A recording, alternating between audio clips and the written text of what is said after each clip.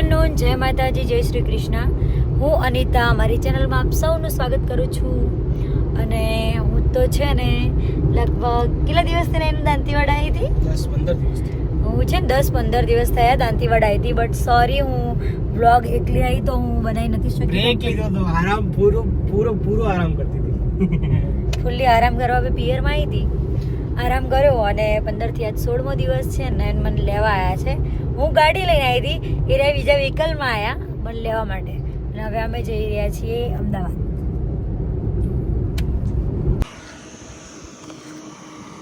શું થયું?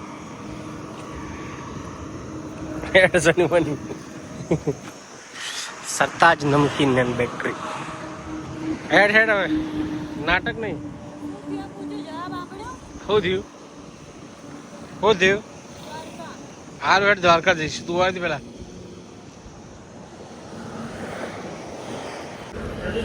રજોસણા રોડ પર અહીંયા છે સરતાજ મેન્યુફેક્ચર અને આનું નમકીન છે. અમે લોકોએ અહીંયાથી આટલો બાય કર્યું છે. અને જો કુકીઝ છે. શું લીધું ને એને આપણે બધું મેન્યુફેક્ચર પોતાનું જ બધું. એટલે અમે લોકો જોઈએ સારું હશે તો ફરીથી આવીશું સરતાજ. Thank you. તો નયનને તો ભૂખ લાગી જ ગઈ. ફાઇનલી અમે લોકો છે ને અહીંયા ગોટા ખાવા માટે ઊભા છે.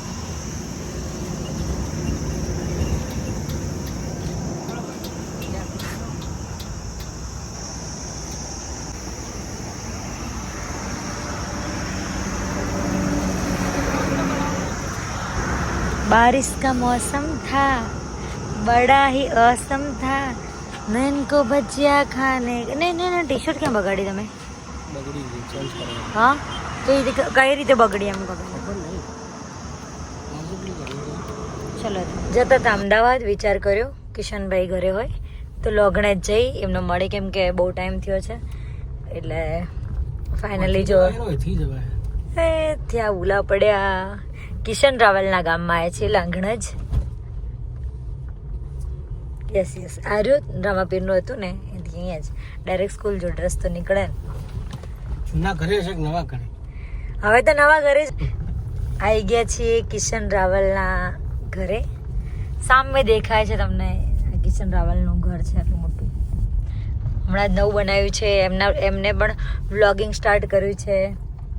એમની ચેનલમાં એમના આખા ઘરની વિઝિટ એમને કરાયેલી છે.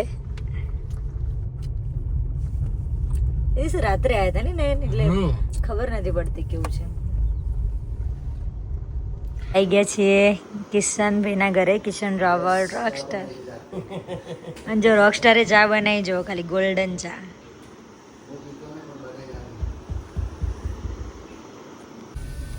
કિશનભાઈના ઘરેથી રિટર્ન નીકળી ગયા છીએ અમદાવાદ જવા માટે.